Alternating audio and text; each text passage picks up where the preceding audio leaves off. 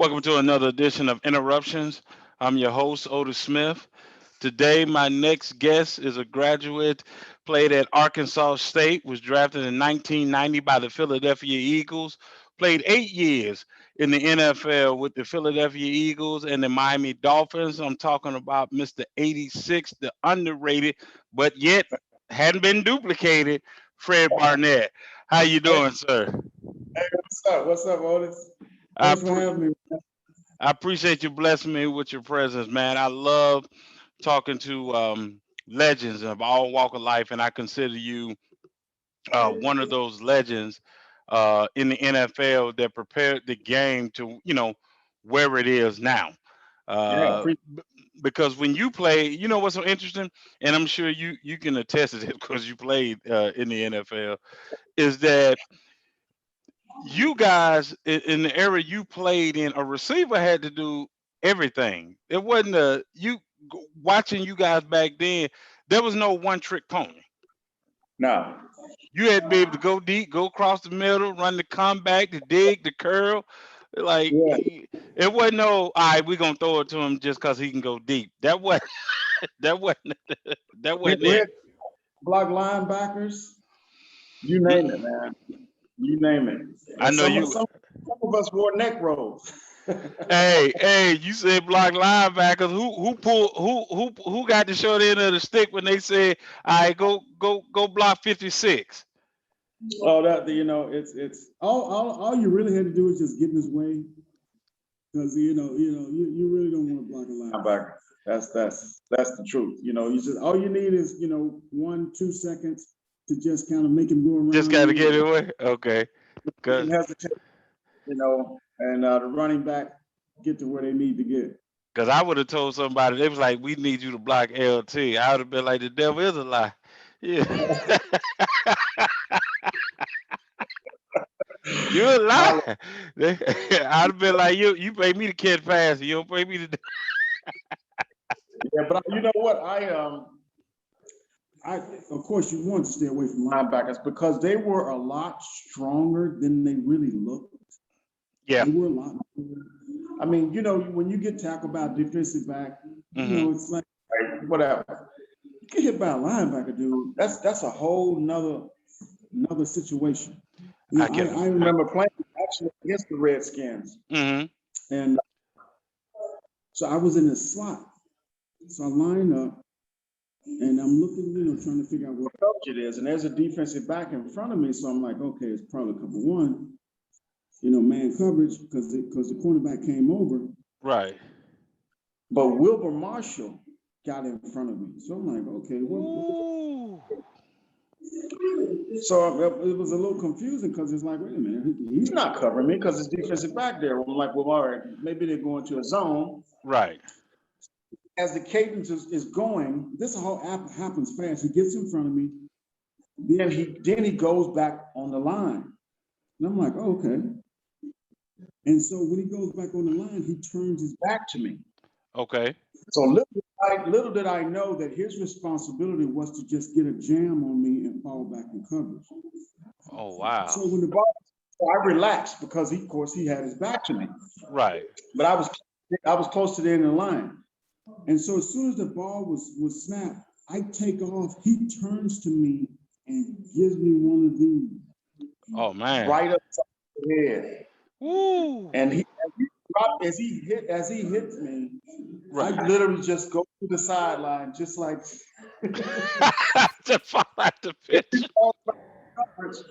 I literally my route. I just ran right to the sideline because I was seeing stars. Hey, can nobody And blame? Hey, look, can nobody blame you from doing that? Nobody can blame. yeah, I and want. and I after the game, I tried to talk to him, and he wouldn't even talk to me. Wilbur Marshall was like, he was.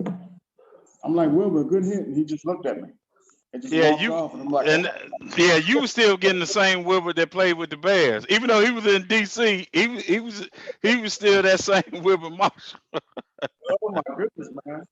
So let me ask you this: so, what Sure. was what was what was draft day like for you? And the reason I asked that question because you guys had built the league to where it is now, but the draft wasn't covered like it is now. Yeah. and star studded. So you was drafted like in the third round. So what was it like the day you got drafted? It was pretty simple. There was a couple of teams that I thought I was going to go to because they basically told me that they were going to draft me. They just Right. didn't know when. And I was actually surprised by the Eagles because I hadn't talked to anybody from the Eagles. Okay. I knew that they had Mike Quick, Chris Carter. Yep. So they weren't even on my radar, but I just didn't really know what was going on with the organization at the time. But I was at Arkansas State. I was just sitting in my apartment, and actually a fraternity brother of mine who worked at the radio station there. Okay. He brought the camera out, and of course I was nervous because I'm like, I had a few people there. My mom, dad was there, and I had a couple of teammates there. So I'm like hoping. I'm like, man, if I don't get drafted, I would be so embarrassed. But of course, third round comes up. The phone rang, and I'm like, okay, here we go. But first of all, the phone rang a couple of times before that. Okay. And the camera started rolling. It's like a buddy of mine. Yo, what's going on? I'm like, stop calling. Okay, stop calling, man. Get off the phone. I'm waiting on somebody from the NFL to call me. Right. But Dallas said that they was going to draft me, believe it or not, and the Jets told me that they were going to draft me. And of course, the Eagles took me in the third round. I think it was the 77th pick. But it was quiet. Draft day was quiet. Of course, right. I was a first rounder. I did actually do very well in the combine, which I think took me to the third round. I was ranked 25th. Oh wow. Going into the combine, like the 25th wide receiver in the nation. And after the combine, I think I ran like a 4.4. I was at about 208 pounds. And after the combine, I think my 40 inch vertical was not my 40 inch vertical. My vertical was like 40, a little over 40. Right. And after the combine, I was like in the top 10. So I figured that I would, and I did really well catching the ball. I had no problem with it. I knew what I wanted, and I was there to get it. Sure. And I went. I was kind of surprised that I went in the third round, but after that combine, I think that really did it. People really saw, what I had to bring to the table.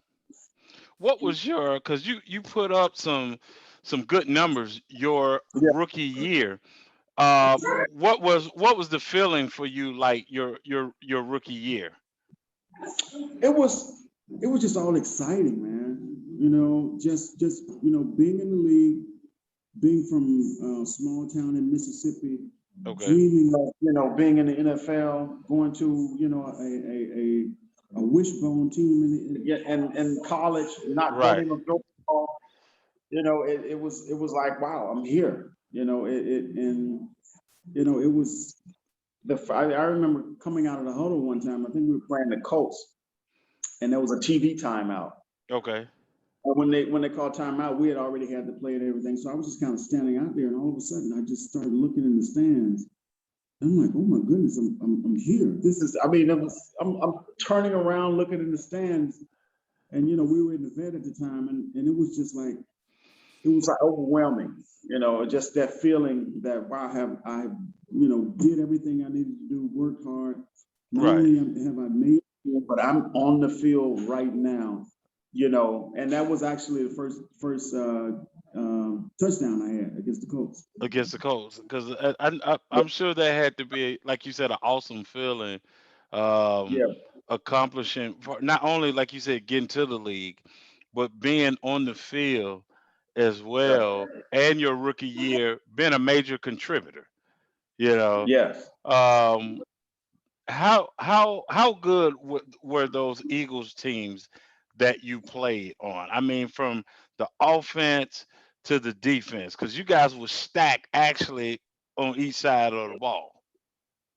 Well, we of course had the best defense in the league my first 3 years, and our defense, I can't even say enough about those guys. We were scared to practice against them. And I mean, when you think about that body bag game and, the game against Houston, and, they literally knocking guys out one Out, after the other. Not just knocking them out, not tackling, just the leaving, trainers are coming out. Every you're leaving, trainers you're are just coming out on leaving. the field every other play. But offensively, of course, when we look back, we really feel that, of course, we could have did better. You can always, find your mistakes. But, I think about that 1991 season Mm-hmm. when we really had made up our minds that this is it. Okay. We feel like this because the defense was like ready. Randall was ready, and then Randall gets hurt, and I think it was in Green Bay, and it just kind of spiraled down from that point. But that was the year that we really thought that we were going to really go somewhere. And I think the next year we went to, I think went to playoffs, and then in '93, I think we went up and went down rather and beat New Orleans in the first round. But it was amazing. I think if you ask any offensive player, Mm-hmm. 90s, that we should have been better. If we could have been a little bit better, I think we would have had a couple Super Bowl rings because that defense was unstoppable. I always defended Randall Cunningham in a sense of he actually got hurt standing in the pocket. The out of the pocket, he you know, Fred, always I can't glad I was born when I was born because I'm sure you hear it and see it as well. Of people forget what came before them. Yeah. Quarterback, especially African American. Oh, we've never seen nothing like this before. And I would say, man, the most deadliest, most quarterback I ever saw was Randall Cunningham. Oh yeah. Because he could throw it, he can run it, you know, but at the same time, he was the, and I may get in trouble for saying this, but to me, your Philadelphia team was one of the first teams until I saw Andy Reid, do it in Kansas City, put Yeah. enough weapons around an African American quarterback. Yeah. Like, I live in Atlanta, and when Michael Vick was here, one receiver, I mean, had one Yeah. guy to throw to, Algie Crumpler. Cam Yeah. had one guy that the throw to, and I always said if you give a guy like Cunningham all the represent weapons that he needs, he can flourish. And I Yeah. just felt like that they broke the team up before you got because sometimes you mature as a team, you have to get hungry as a team. Oh, And at that time, like you said, man, you guys playing in the NFC East. All the Super Bowls were coming out of the NFC East. yeah. Except That's it. yeah, so I mean, you guys were that body bag, man. Y'all made me cry, man. I was at home, I was sitting there watching the game, and I was like, man, why they keep knocking everybody out? And as a kid, you're like, man, they cheating, they cheat.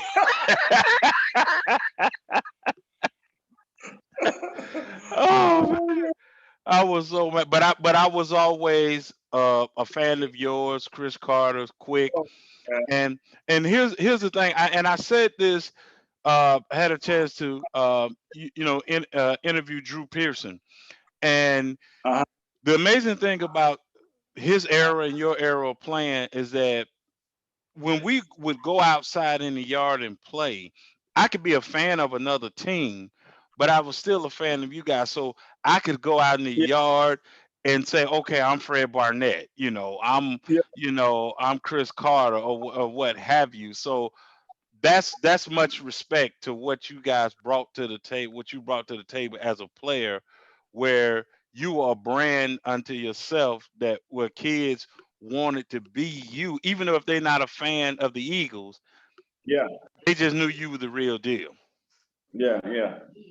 Do you believe the majority of players today work on their craft? And the reason I'm asking you this question to give you some context. It's kind of like what we talked about before the camera started rolling. Is that in your era you had to run the whole route tree. There was no, you're a one trick pony. You got to be able to go deep across the middle, the curls, Yeah. the comebacks, like you said, block for the running backs. Do you think today that guys work on their craft enough, or is it just the coaches are just saying he just this just what he does? I think in some cases there are a lot of guys who do Hmm. uh, kind of narrow, kind of stay focused on really who they are as receivers or as running backs or what have you. Hmm. But at the same time too, I do think some coaches pigeonhole guys, Okay. and some guys even pigeonhole themselves. I've seen a number of guys, in my opinion, over the years, you see them comfortable in being a backup. Okay. I was never, and I get this feeling, and I almost see how they feel by the way they play. And I was never the type of guy who felt comfortable sitting on the bench. I just couldn't, and I didn't feel comfortable being the second guy, in my opinion. And I think that's the type of attitude that you need to have. Number one, to get better. Number two, to put everybody in that same mindset. Okay. you know, and that makes you not only a better player, but that makes you be a part of a better team. But to answer your question again, I think that there are some guys who are just kind of set in their ways, and they say to themselves, this is all I do. I'm a slot receiver. I'm just a guy who catch certain passes, and they don't you don't see them running, stretching themselves and running other routes. And that, to me, I think is really the coaches. I don't want to call it a issue or a problem, but sometimes coaches put guys, they put them on one lane and say, hey, this is what you do, and this is all you need to do. And then there are Okay. some guys like a Julio Jones. He can do anything. You put him in the slot, you put him outside. He can run any route on the route tree. And that's what makes him dangerous. And he's the type of guy. He has that mindset that he's the guy. And there are a lot of guys out there who I think, in the league now that Hmm. have that attitude, that they are the number one target. I'm glad you answered that question, especially the way you answer it, because that's the thing I liked about, and I always tell younger generation. I'm not trying to sound like the old guy get off my lawn type thing, but Yeah, that's what made you guys where the defense really had to just be good to stop you, because yeah, it wasn't and you know this because you played in that area when it's man on man, far as you got to break another man's will, because Fred Barnett could go outside, Fred Barnett go inside, Fred you can run a stack, like you had to be able to do different things so you don't tip your hand to yeah, what. And nowadays I tell people, I say, you see the offense is tipping their hand. Okay, this tight end, he doesn't block well, so we're really yeah. gonna run the ball, so he got to come off the field, or we're really about to throw it, so he got to come back in the game. I'm like, Yeah. the era you Ex- played. No, if you couldn't do everything, then you're gonna be standing next to the coach. Yes, sir. You're right. That's a good observation. How tough uh, was that NFC East, as far as the wars?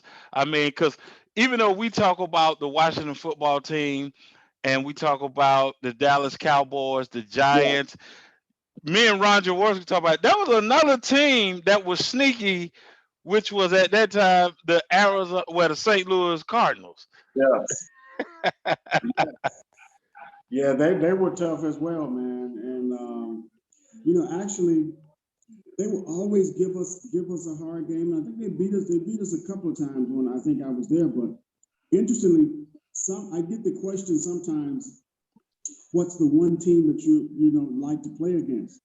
Of course, we have the rivalries with Hmm. Dallas and the Giants and whatever. Of course, the Washington football team.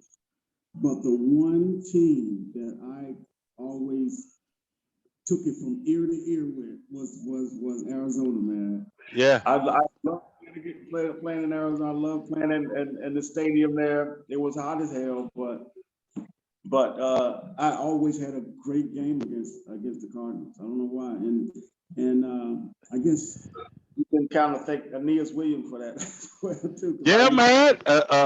Aeneas, and then you would have Roy Green on the other side, and Yeah, OJ Anderson before he went yeah, to the Giants. yeah, and Buddy was over there after he left. That's right, but he sure was. He sure We brought Seth there, Seth Joyner there, and Steph as a matter of fact, Joyner. um, they were after me. They were after me, Well, so I can't blame Buddy. You know, you like, hey, Fred, come on over here. it didn't work out. But you know, it's Arizona was you're right. They were a sneaky team. They played very hard. People forget that in the hip I mean they were that team that you could not relax. Like, you know how some it's like, okay, they were, if you relax, they gonna beat you bad. Yeah, they Not will. just beat you, they gonna run you off, off the field. Um when did you get a sense of and it could have been your rookie year or whatever, but when did you get a sense of you felt like you belong in the league in the NFL? When did you feel like the game had slowed down and you like, yeah, I'm supposed to be here? Um, a few practices. Oh, When I okay. got when I got drafted, I mean, I'm going against guys like Eric Allen, and I'm Yeah. going against all pro guys. Mm-hmm. So I had to really like prove to myself that I belong there. So it was either I ate or they ate. Gotcha. And and you're talking about going against one of the best defensive back in the league at the time, Eric Allen. So he taught me a lot, but at the same time too, he took my game to another level, and he taught me how to take my game to another level. And there was, it got to a point to where I was in practice and guys telling me, "Hey man, slow down." I'm like, I can't slow down. Okay, This is my dream, man. This is my dream. But back to your question, I think like the first few practices I had, okay. I could honestly say I was a little nervous because Buddy didn't play Right. around with complacency. You drop the ball a couple times, you'll be on the next plane. But I was like, I made up my mind during practice, man. I'm like, let me show these people I belong here. And there were a lot of head turning once I got going, man. And I'm like, my chest started to stick out, and I had a chip on my shoulder, and it was soon after that I was on the field, and then I think Mike Quick got hurt, and then Calvin and I started playing, and next thing you know, we were starting. Two rookies started. I know you get this question asked all the time, but I'm gonna ask it from a different angle, All right? right. So that Buffalo game, Yeah. that catch, what happened on your end? Cause we'll never see your end. We see Randall ducking and dodging, doing his thing, right? And all we see is then you jump up, bring it down to go. But prior to that, what was happening on your end? Well, I had a post route. Okay. So once I got to the top of my route, I stick my post, and I look back, and I literally I'm running, and I'm like, what's going on? And then I just start to kind of slow down. So I'm not even running half speed. I'm just kind of jogging now. And I'm like, wait a minute. I'm like, I don't hear a whistle, and I see everybody still just moving. Right. And as I look back I think I was looking over my left shoulder. I see Randall come out and run to my right. Yeah. And when he gets to my right, he does this. I don't know if you watch the film, you see Yeah. him do Yeah. this. Once he does this, I'm like, oh, he's throwing it. He leaves it. And I think the kid name was Williams was his name. Okay. Mississippi State. Okay. He misjudged it. I had my eye on it the whole time, and it was over. I was always curious because the way they show it, and I mean fantastic. I don't have a problem, showing everything Randall was doing. But I was always like, okay, well, what was Fred doing then? If Randall was doing, what was Fred out there doing? That was all time. Hey, now was that the same game where he had the longest punt? And I think that was a Giants game when he That had the was just longest. okay, okay. I thought that might have been. I remember it hit, bounced, Yeah, and that thing yeah, yeah. rolled. I said, man, you can't get no more. That thing bounced and just roll. I mean, it was a slow roll too. It wasn't like it was a fast. It was a slow roll. So, but I always wanted to know what was going on that back end. Yeah. Let me ask you this. I've asked I asked Mike, former general manager Mike Tannenbaum this question. So I've never asked a player from their perspective. So I want to ask you from your perspective. Do you believe players should sign short-term deals, guaranteed money? So let me get where I'm coming from with it. So you know how they'll do. They'll say, okay, I'm talking about in today's, because you guys when you was playing, y'all was signing contracts forever. Y'all was signing like 13-year contract. They had y'all locked in, but you know how like they'll say, okay, we're signing Fred to a 6-year contract, right? $60 million, and then they'll say, okay, he got 35 million guaranteed, right? But they front load the 35. They'll pay that within the first 3 years of the contract, right? So do you believe a player, instead of worrying about like that, 6 year deal, 60 million, is just sign 3 years, fully guaranteed 35 million, because that's all you had guaranteed in the first place?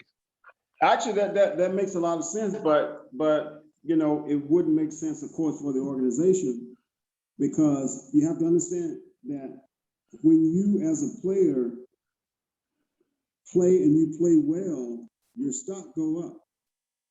So as an organization, I would rather sign you for a long-term deal Mm-hmm. than to sign you for a short-term deal, and you will cost me more money for me to keep. Because if you go to the Pro Bowl 3 years in a row, all of a sudden that 60 million done turned into 80 million. Your next contract as it keeps going and going. So it's I think it's a game that I think it would make sense for the player, of course, Well, to sign a short-term contract, but for the organization, if I got somebody like you know, take Mike Vick in his prime. I want Mike more than 3 years.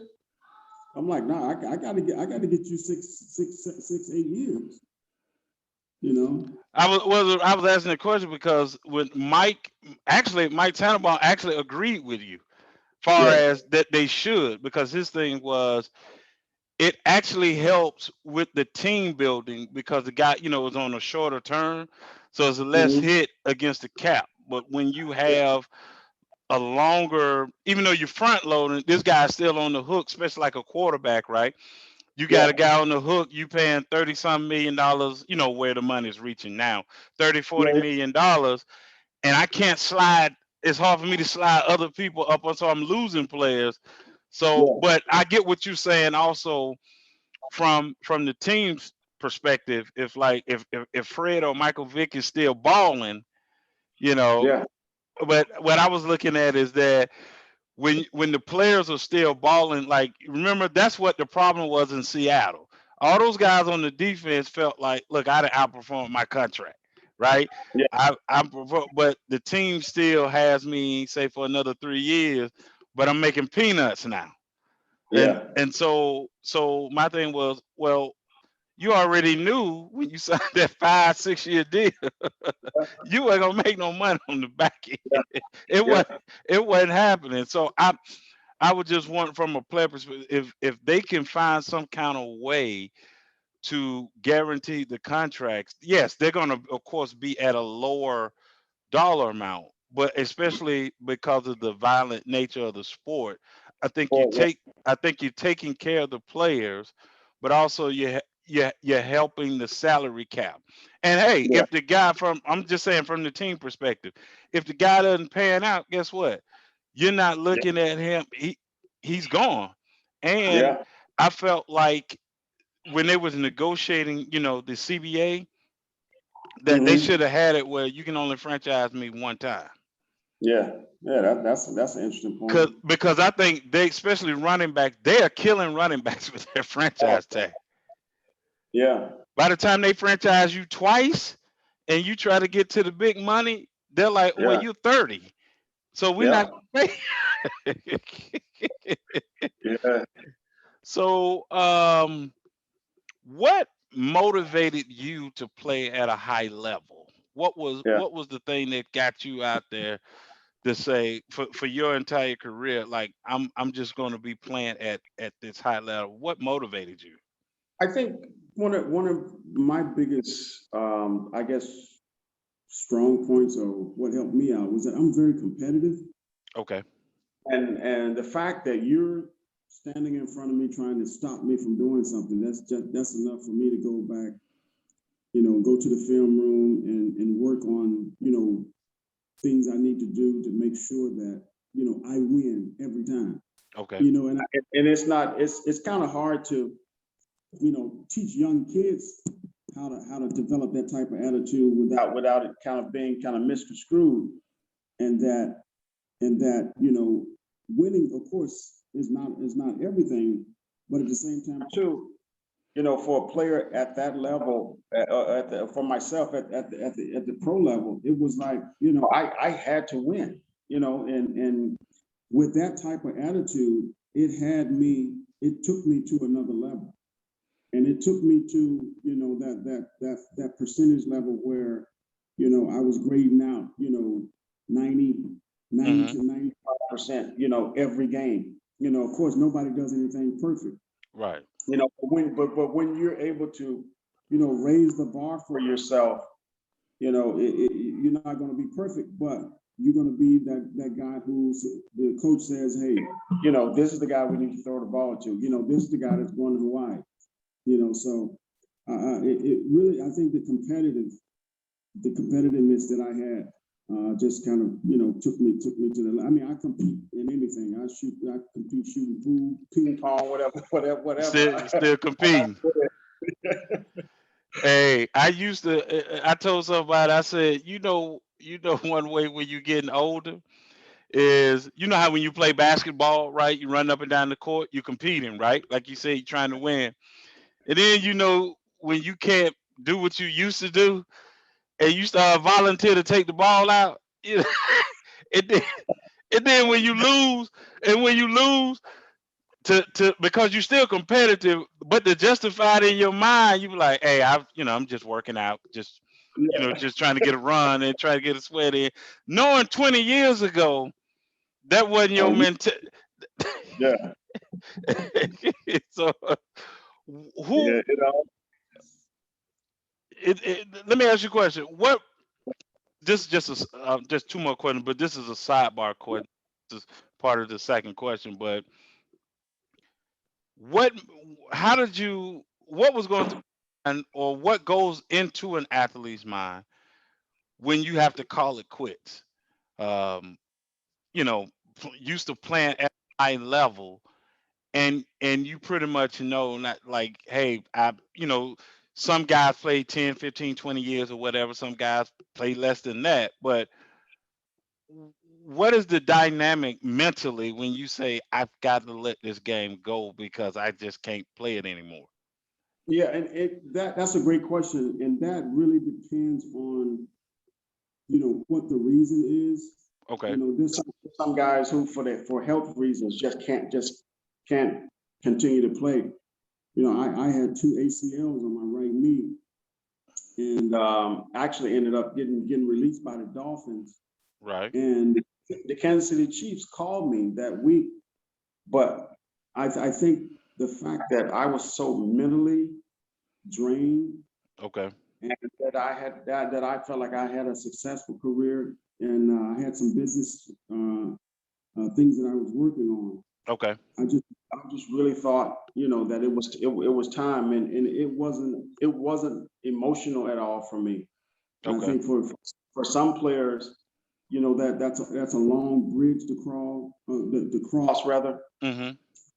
Um, and it depends on, you even, how much really you love the game. I mean, I love the game, but as I mentioned earlier, I was really more a competitor than anything else. I mean, I see some of the guys who was, still go to the game. I'll sometimes go to the game, but I'll go and I'll make appearances or whatever, and I'll go home and watch the game. And I think I'm a little different than most guys.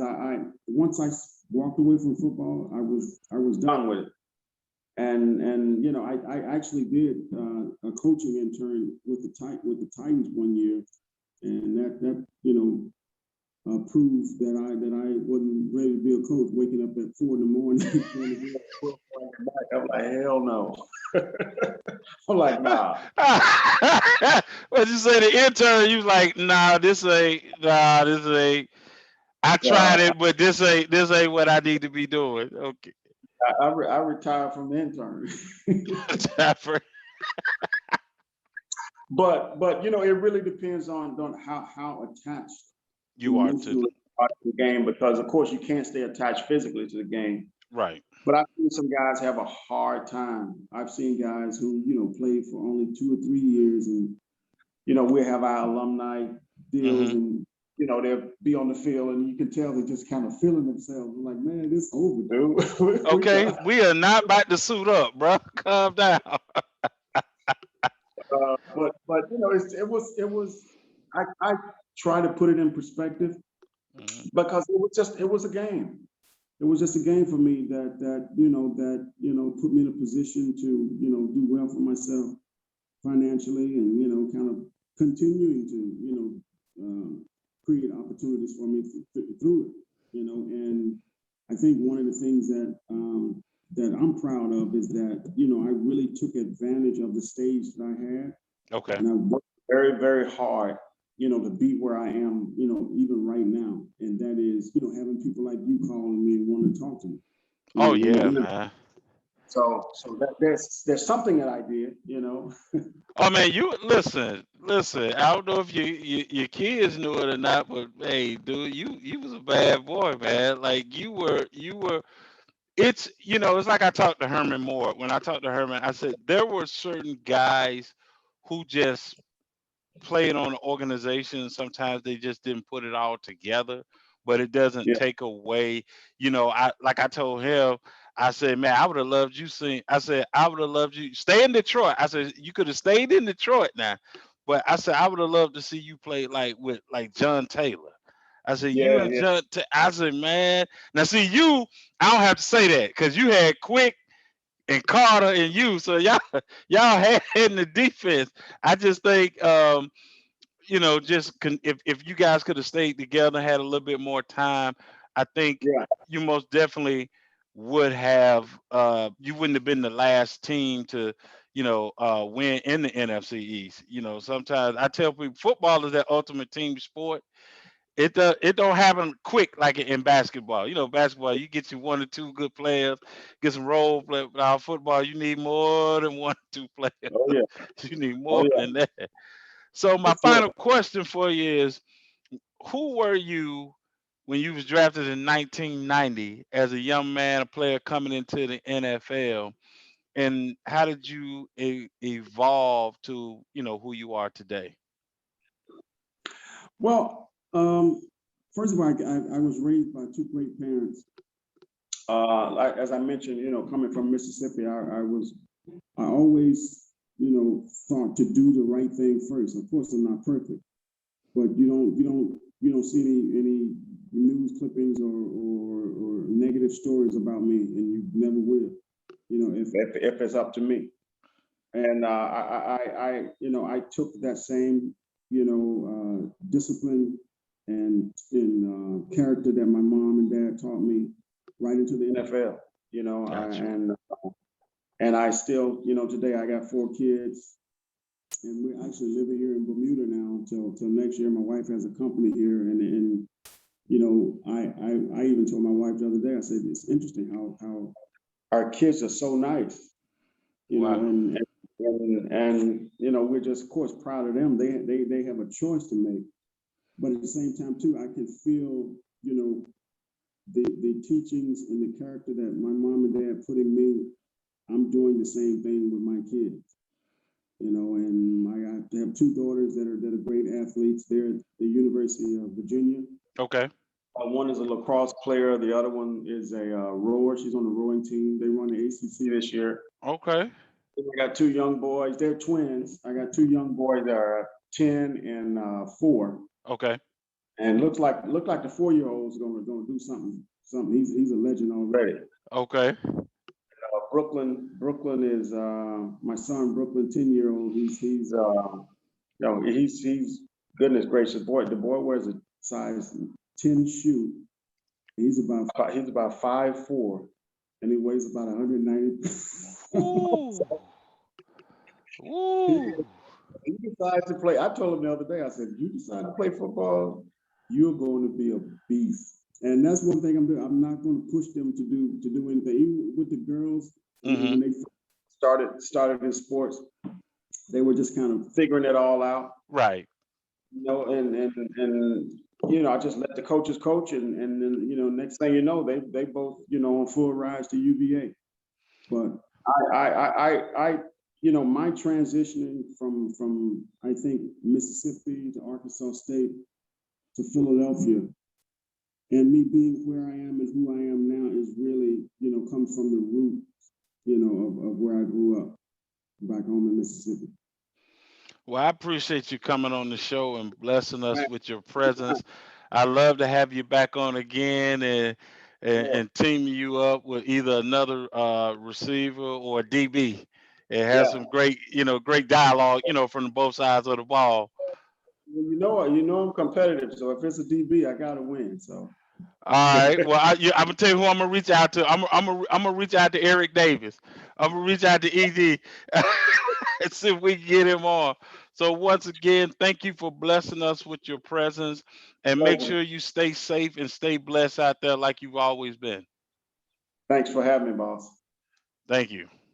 All right, have a good one.